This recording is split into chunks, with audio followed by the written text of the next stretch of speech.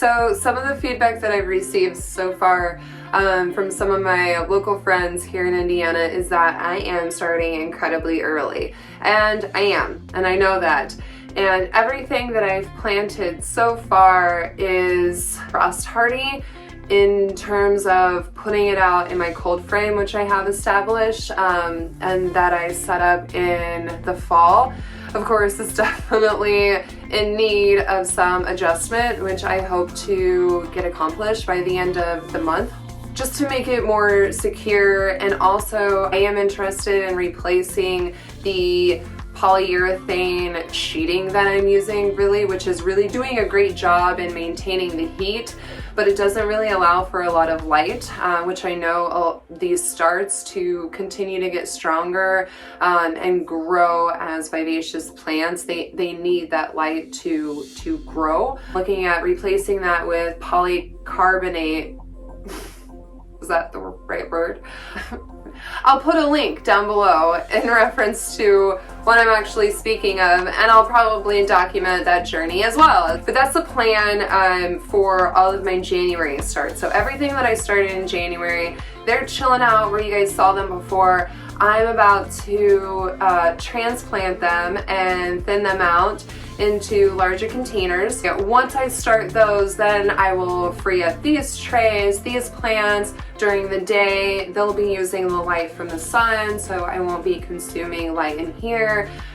So there is that plan. You know, I really was not anticipating on growing as successfully as I have so far. I definitely overseeded because I did not think that I was going to germinate in every cell, and I really exceeded my expectations, which is amazing, and I'm going to do my best to keep those plants alive. The onions, I'm actually going to be trying something different, which is to transplant them into a large tray with drainage holes so that they'll just grow in that area. They'll have enough space, they'll have the nutrients to grow into sturdy plants, and then I'm actually going to try to start planting them into my fall raised bed to see if anything will come of that once I get the raised bed situated and replaced with a corrugated polycarbonated plastic greenhouse sheeting. Right now I am mixing together about a quarter-ish, probably a little bit more like between a quarter and a third of the seed starting mix with the Fox Farm Ocean Forest potting soil. And this potting soil has worm castings, and that's what, from the research that I found, it's excellent fertilizer for seed start. So I have no idea how much is in here. I'm really terrible with math, so you will never get any real accurate measurements. I'm the same with cooking. I kind of follow the directions, but really I just go with intuition. So it's filled to here. This is a 5-gallon Lowe's bucket. So it's filled to here, bottom of the Lowe's thing, I'd say. And I'm just gonna fill like 5 handfuls of the seed starting mix.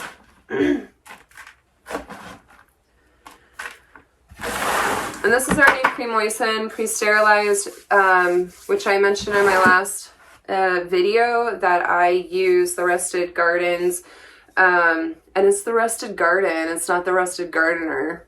I follow the Rusted Gardens advice on sterilizing seed starting mix, but I don't know if you have to continuously do that. Like, I just made a pre-batch, and I'm just terrible. I am not the most organized person ever, and I try really hard. I will get there eventually, but I just didn't come out into this universe with any skills whatsoever on organization or cleanliness. Ask anybody that I know. So I just covered the seed starting mix that I sterilized with a towel, and I realized that's not the most sterilizing thing that I could possibly do. So it's likely that it would be beneficial that I re-sterilize this with hot boiling water, but I haven't because I'm lazy, and I also haven't had any time to do any research. So it is what it is. I got to get these things transplanted. So at this point, they're pretty strong. I have faith in them. I have faith that whatever I do, you know, I'm just going to say a little prayer and hope that they do all right. I mean, I'm giving them more, in this move, they're getting more nutrients than they've had before, and they're doing great, so I'll be fine. Number one thing I've learned so far with indoor seed starting, you will constantly have to buy something else. It's just like the to-do and checklist is just never ending. And it's not like a lot of money, but it all adds up.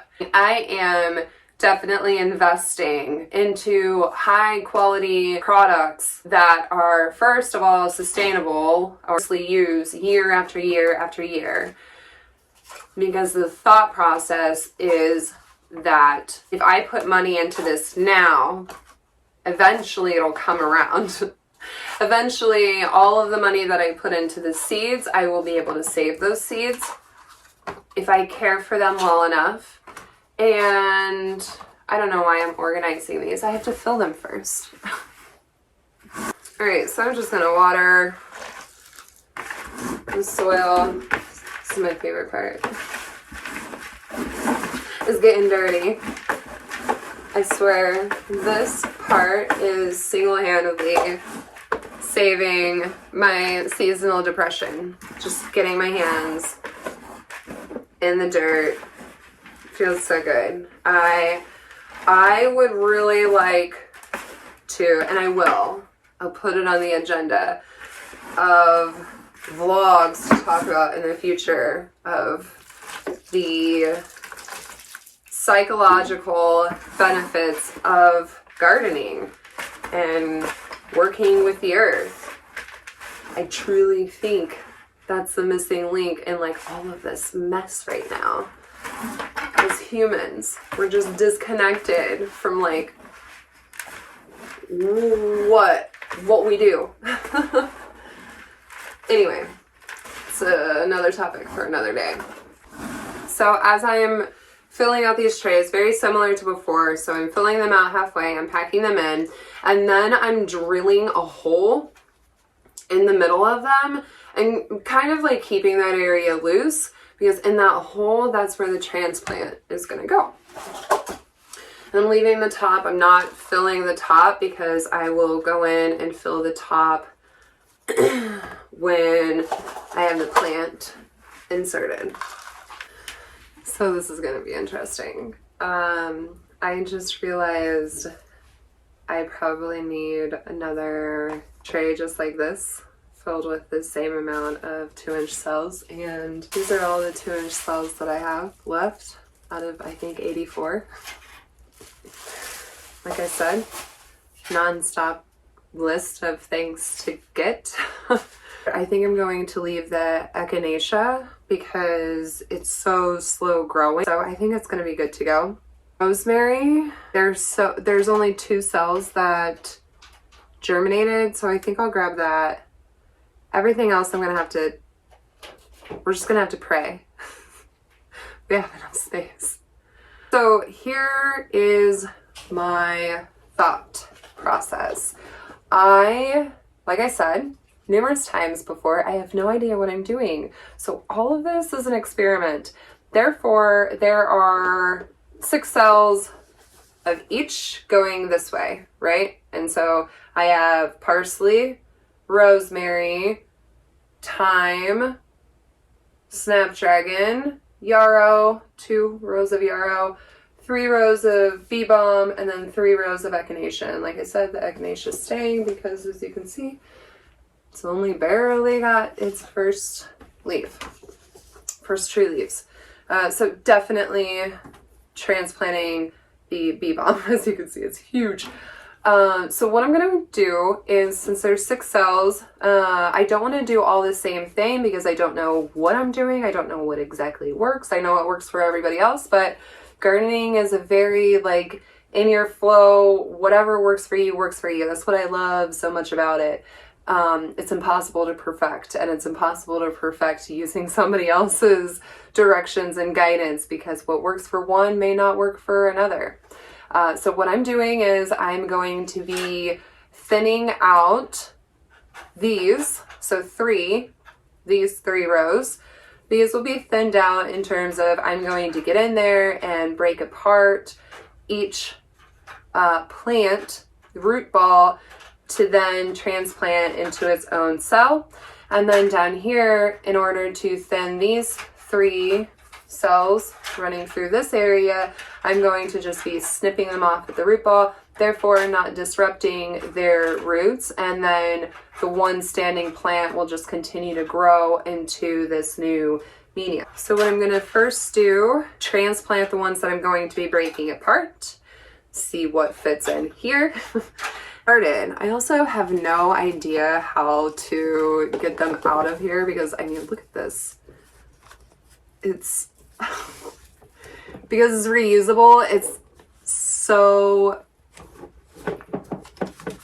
hard. So typically when you do transplant, you always want to loosen the root ball down here, probably in a much less aggressive way than I just took right there, to be quite honest. That was pretty intense for a seedling. Oh wow, I guess that wasn't too bad. Oh, look at those beautiful roots. And my phone is super terrible about zooming in for some reason. So this one has two plants. This is parsley. So what I'm going to do, I'm just going to try to break them down the middle.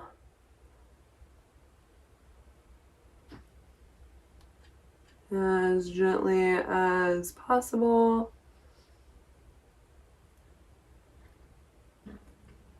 Huh. Wasn't too bad. This one actually has a 3rd one, so I'm just going to rip that one out and gently tuck this in.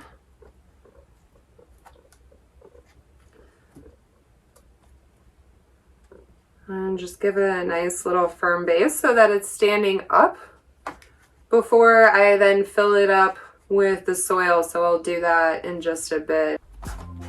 And that'll be kind of the last phase. So as you can see, this base is pretty long. So I'm going in here and loosening up down at the bottom.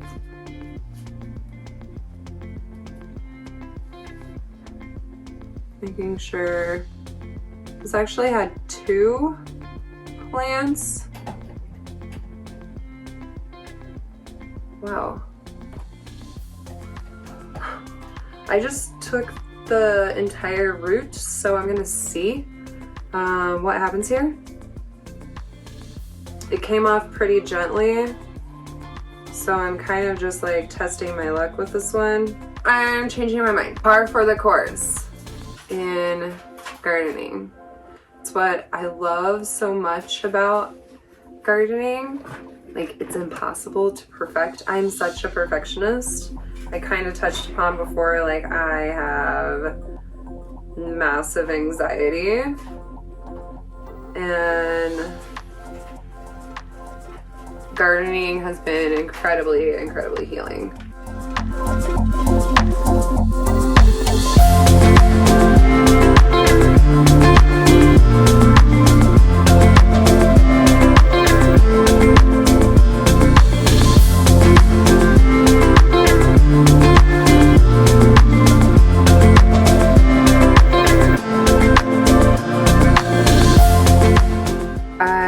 Just finished transplanting everything that I broke apart, and I'm about to snip the others, and I just quickly realized that I have run out of space. Let me show you. These are the 2 trays on the end are the cells that I just transplanted. Look how big everything looks now. And hopefully I didn't kill them. Fingers crossed. But I still have all of these. So all of these are getting clipped into 1 plant per cell except for the thyme and the parsley as well. But everything else is getting clipped to 1 per cell, and then I've got to get another tray to put. I have enough 2-inch cells here. So tomorrow I'm going to get another tray and fill all of these into the 2-inch cells, and I'm gonna get more lights. I'm going to have to get more lights. Not only am I gonna have to get 1 light up here, which I have the light bulbs for, but I'm actually gonna have to get 4 more light bulbs down here and 3 light bulb holder thingies. I don't even want to know what time it is right now at night, but I still have more work to do. I am just gonna go through these cells and basically pick what I think is the best seedling. And I'm just tossing the others on the floor because that's where I'm at tonight. It's late. And to be quite honest, as I'm going through this is way less work. You know, I don't really know what to do here because this one's really tall, but it's also pretty leggy. I don't know how leggy the plants are supposed to get, but I'm just gonna go with my gut and cut it off, trimming all of the outer smaller ones to kind of see what's going on. Okay, so there's a lot going on with this root base, so I'm gonna cut that one off. And it looks like the strongest one here. Man, this is hard. This one has a solid base, so I'm gonna cut this one off. Although it's really close to the edge. I'm gonna cut out this curvy one. All right, bam. It's causing me pain killing these things. I saved way too much because as I was separating that, like, this is way easier to actually thin them. Not only is it easier for the entire process, but it's just easier to make the decision like, whoop, I'm gonna snip you, I'm gonna snip you, versus like ripping them apart. I just wanted to save like literally every single plant. I don't know, that's just my sensitive side, I guess. But with this process of just like, just snipping it out, it's actually quite easy. I got these snippers at Maximum Grow and I like them a lot. They're like 11 bucks. I don't know what the brand is. I already threw away the package. Oh man, the snapdragons. Look how beautiful and plentiful. And this one, I really don't even want to take this one out because I had actually transplanted this because it had fallen. It was like a weird seed that was falling out. And so I just kind of stuck it in here to see if it would grow again. And it did. And you know what? This actually looks healthier than this. This plant, for whatever reason, I'm not sure, but it's yellow. I don't know if it's just due to the variety, but all the other plants are hold this like deep green color. So for the time being, I'm just gonna leave these two since they're separated enough to kind of see what's gonna happen there. But it does really stink that I'm having to go in through here and like murder this entire forest of snapdragons because snapdragons are so beautiful. I will never overseed again. Just kidding. I said I wasn't going to overseed when I planted the last seedlings and I totally overseeded. And perfect timing because my dude is waking up. So I'm going to now place these on rest and I'm going to go get some rest. Until next time.